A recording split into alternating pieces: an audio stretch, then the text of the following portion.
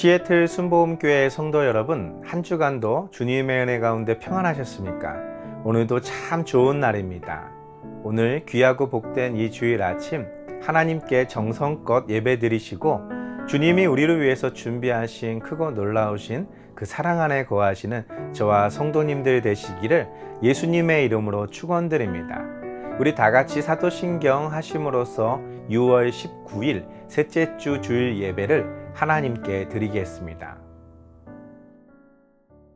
전능하사 천지를 만드신 하나님 아버지를 내가 믿사오며 그 외아들 우리 주 예수 그리스도를 믿사오니 이는 성령으로 잉태하사 동정녀 마리아에게 나시고 본디오 빌라도에게 고난을 받으사 십자가에 못 박혀 죽으시고 장사한 지 사흘 만에 죽은 자 가운데서 다시 살아나시며 하늘에 오르사 전능하신 하나님 우편에 앉아 계시다가 저리로서 산자와 죽은 자를 심판하러 오시리라.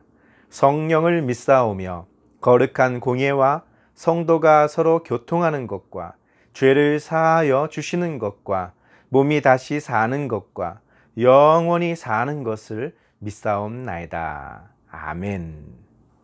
오늘 은혜 받으실 하나님의 말씀은 누가복음 15장 25절에서 32절 말씀입니다. 누가복음 15장 25절에서 32절 말씀을 다 같이 한 목소리로 봉독하시겠습니다.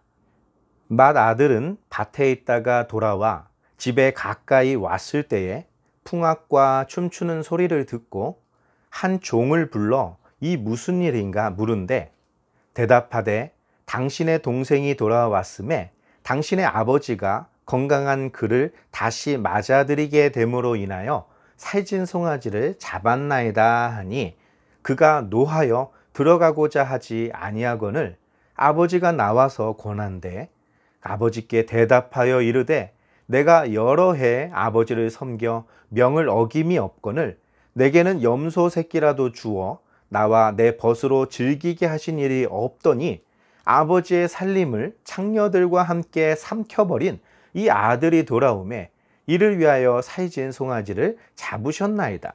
아버지가 이르되 예, 너는 항상 나와 함께 있으니 내 것이 다 내 것이로되 이 내 동생은 죽었다가 살아났으며 내가 잃었다가 얻었기로 우리가 즐거워하고 기뻐하는 것이 마땅하다 하니라. 아멘. 함께 봉독한 말씀을 가지고 아버지의 마음이라는 제목으로 은혜 나누겠습니다. 오늘은 파더스 데이입니다. 우리를 낳아주시고 정성껏 길러주신 아버지, 자녀들을 위해서라면 그 어떤 희생도 그 어떤 어려움도 마다하지 않는 그 사랑에 대하여 감사하는 날이죠. 오늘 이 뜻깊은 파더스 데이를 맞이해서 우리의 영적인 아버지이신 하나님 아버지를 생각하는 그런 시간을 갖기를 원합니다.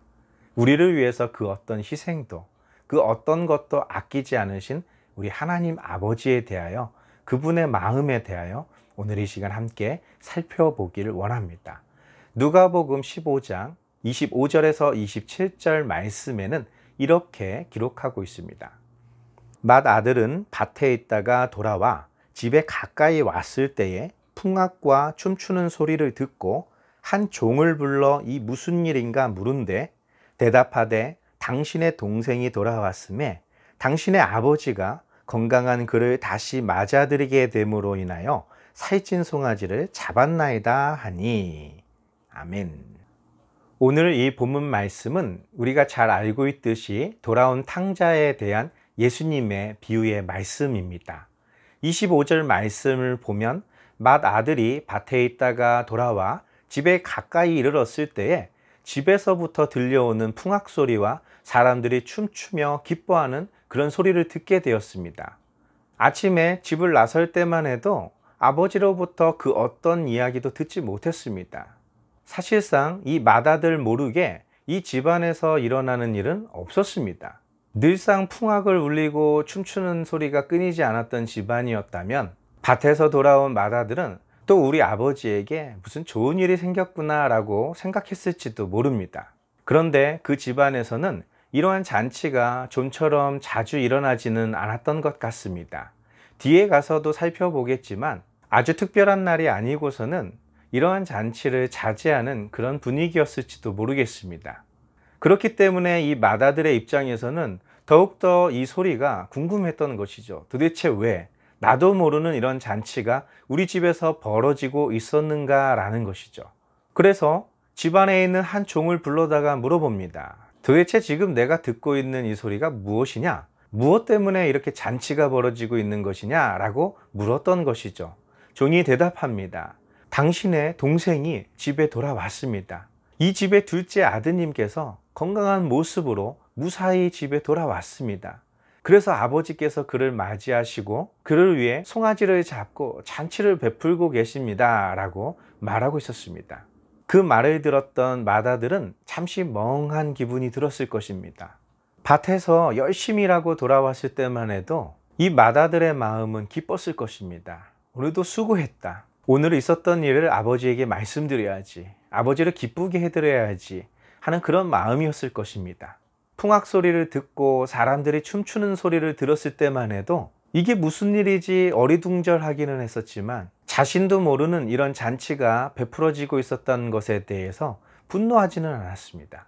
그런데 그가 머리끝까지 화가 났던 것은 자신은 그 아버지를 위해서, 그 아버지를 기쁘게 하기 위해서 아침부터 저녁까지 땀을 흘리며 애를 쓰고 작은 일이든 큰 일이든 아버지와 상의하면서 늘 아버지 곁을 지켜왔었습니다.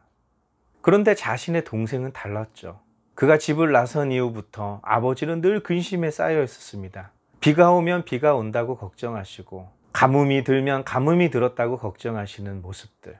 도대체 그런 배은망덕한 녀석을 위해서 왜 그렇게까지 마음을 쓰시는지 이해할 수는 없었지만, 그러나 그런 아버지를 기쁘게 하고 싶은 마음에, 그런 아버지의 근심을 덜어주고 싶은 마음에 이 맏아들은 자신이 할 수 있는 최선을 다해서 아버지를 섬겼을 것입니다.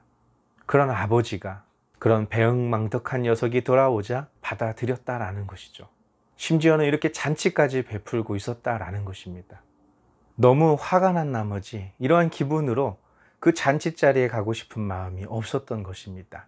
밭에서 맏아들이 돌아왔다는 말을 아버지께서 들으셨을 것입니다. 아버지는 말씀했겠죠. 빨리 들어오라고 해라. 네 동생이 돌아왔다라고 전하라고 했을 것입니다. 종들은 말했겠죠. 저희들도 여러 번 권했지만 지금 집에 들어오지 않고 계십니다. 좀 화가 나신 것 같습니다. 라고 말했겠죠. 그제서야 아버지가 집 밖으로 나옵니다. 그리고 아들에게 돌아가자고, 빨리 들어가자고, 네 동생이 살아 돌아왔다라고 아버지가 말씀했겠죠. 그때 이 맏아들이 그런 아버지에게 대답합니다. 누가복음 15장 29절에서 30절 말씀입니다.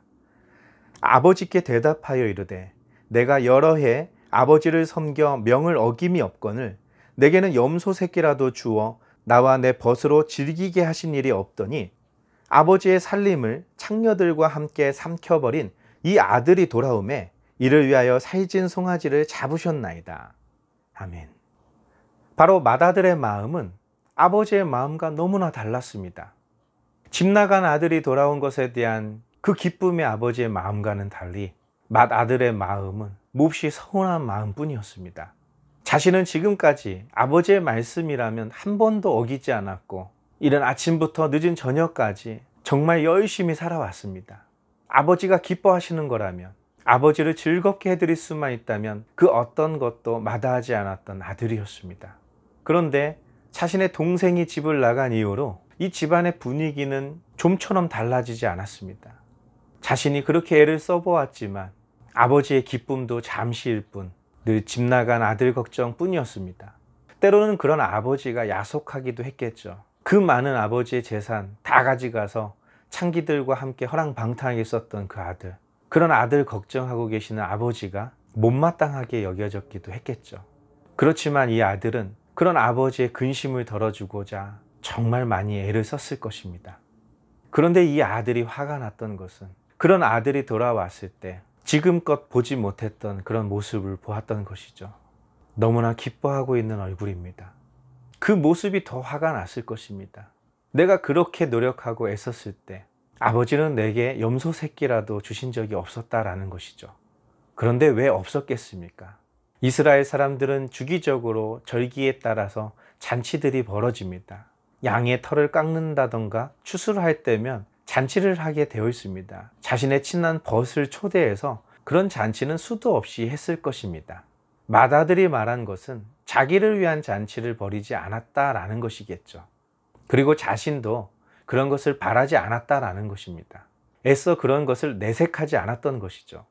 그런데 저 배은망덕한 아들, 아버지의 속을 그렇게 썩였던 아들, 호통을 치며 내쫓아도 시원찮을 그 아들을 받아들인 것도 모자라 동네방네 잔치를 베풀 정도로 이렇게 기뻐하고 있다는 것을 도저히 용납할 수가 없었던 것입니다.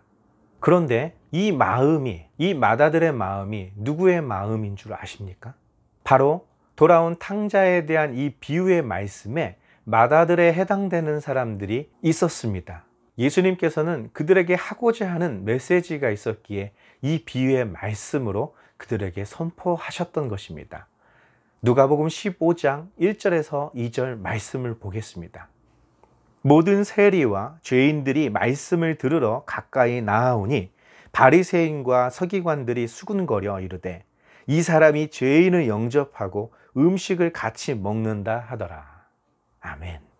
바로 이 돌아온 탕자의 비유의 말씀은 예수님께서 하나님의 나라, 천국의 복음을 전파하고 계실 때 그 말씀을 듣고자 사모하는 사람들 중에는 그 당시 모든 사람들에게 존경받고 사랑받고 있었던 바리새인들과 서기관들도 있었지만, 당시 로마 제국주의 시대에 로마와 결탁하여 자신들의 동족의 피를 빨아먹는다라고 생각했던, 세금을 걷어들이는 그런 세리들과 많은 죄인들, 도덕적인 윤리적인 죄를 지은 사람들도 있었겠지만, 당시 시대에는 병에 걸렸거나 율법에 의하여 부정한 사람들을 죄인처럼 취급하였습니다. 즉 세리와 진짜 죄를 지은 사람들도 있을 수 있지만 병들고 소외되고 사회적으로 약자였던 사람들도 예수님의 말씀을 듣고자, 그 하나님의 나라 천국 복음을 듣고자 몰려오고 있었다라는 것이죠. 바로 돌아온 탕자, 이 둘째 아들, 아버지의 것을 저 창기들과 허랑방탕하게 썼던 그 비유의 말씀에 등장하는 돌아온 탕자는 바로 로마와 결탁하는 매국노라는 소리를 듣고 있었던 세리들, 그리고 하나님의 말씀인 율법이 아니라 하나님을 떠나고 로마의 풍습을 따르고 있었던 그런 수많은 사람들, 그들을 상징적으로 비유하고 있었던 것이었습니다. 그런데 그들의 마음을 돌이켰습니다. 그들의 잘못된 선택이 자신들에게 어떠한 대가가 이루어졌는지를 깨달았던 것이죠. 다시 하나님의 나라, 하나님의 백성처럼 살고 싶었던 것입니다. 율법주의자들이 만든 그들의 법으로는 그들은 다시는 아브라함의 자손으로 돌이킬 수가 없었던 것이죠. 그러나 예수님의 복음은 달랐습니다. 혹 그분이라면 우리를 받아주실 것이다.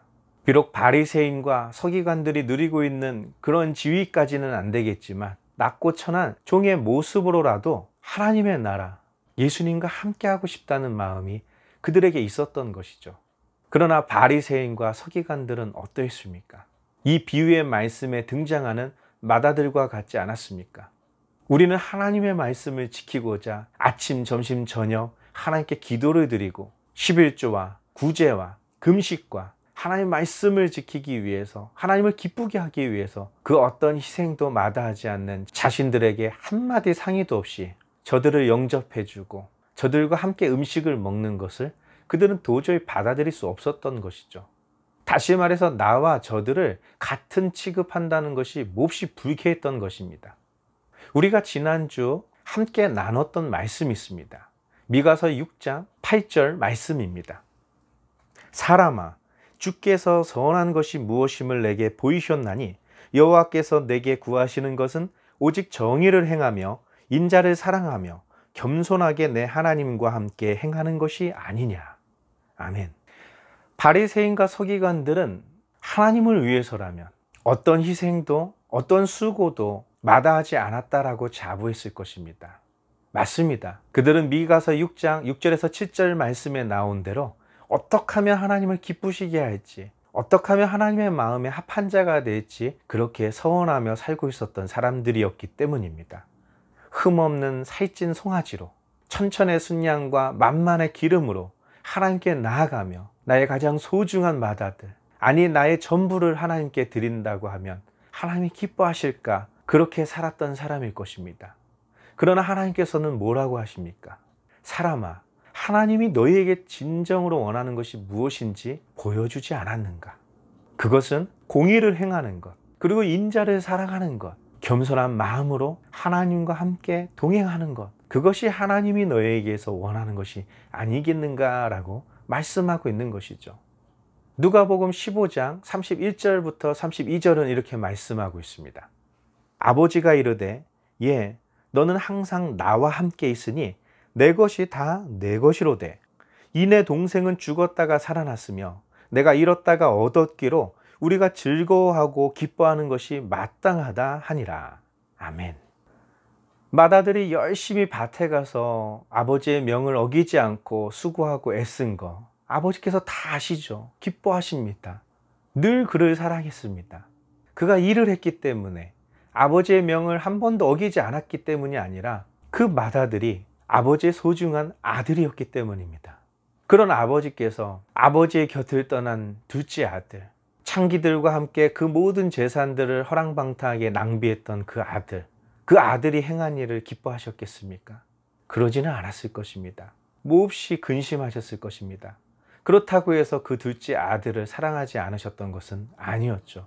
그가 돌아오기만을 늘 간절히 기다리고 계셨고, 그 아들을 생각할 때마다 마음 한 구석이 너무나 아플 정도로 사랑하는 그런 아들이었을 것입니다.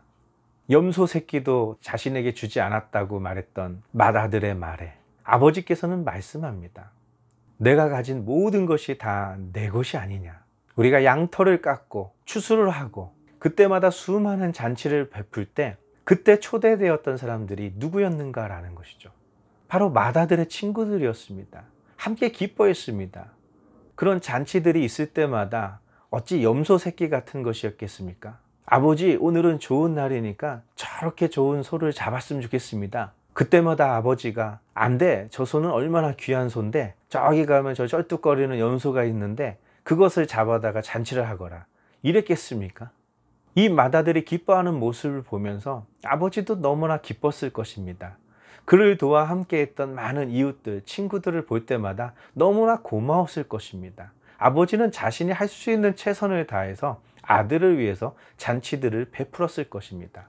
그런 것은 하나도 기억하지 못하고 아버지의 말씀처럼 정말 죽었다가 살아난 그 아들, 잃어버렸다가 다시 찾은 아들, 그가 돌아왔는데 그를 위해서 이러한 잔치를 베풀고 있는데 그런 살찐 소 한 마리도 아까워하는 그 아들에게 아버지의 마음은 어떠했겠습니까?